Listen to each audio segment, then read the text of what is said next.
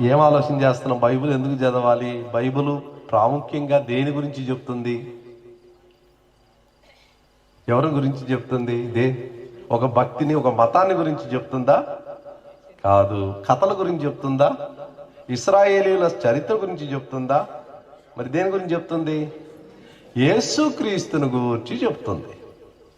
యేసుక్రీస్తు అనే వ్యక్తిని పరిచయం చేస్తుంది. ఈ వ్యక్తిని నేను కలుసుకోవాలి. ఈ వ్యక్తిని కలుసుకున్నప్పుడు నాకున్న లాభాలు ఏంటి? మొదటి లాభం ఏంటి? ఆయన్ని చూసినప్పుడు నన్ను నేను చూసుకుంటాను. ఆయన సౌందర్యాన్ని చూస్తే నన్ను నేను అసహించుకుంటాను. అది జరిగే మొట్టమొదటి స్పందన, పర్యవసాన అంటారు. రిజల్ట్ అది. దానివల్ల వచ్చే పర్యవసాన ఏంటి? ఆయన అందాన్ని నేను చూసినప్పుడు నా యొక్క అందహీనతను నేను చూడగలుగుతున్నాను. అప్పుడు నాలో పాపమును గురించిన ఒప్పింపు, పాపాన్ని ఒప్పుకోవటం, విడిచిపెట్టడం ఇవన్నీ జరుగుతాయి.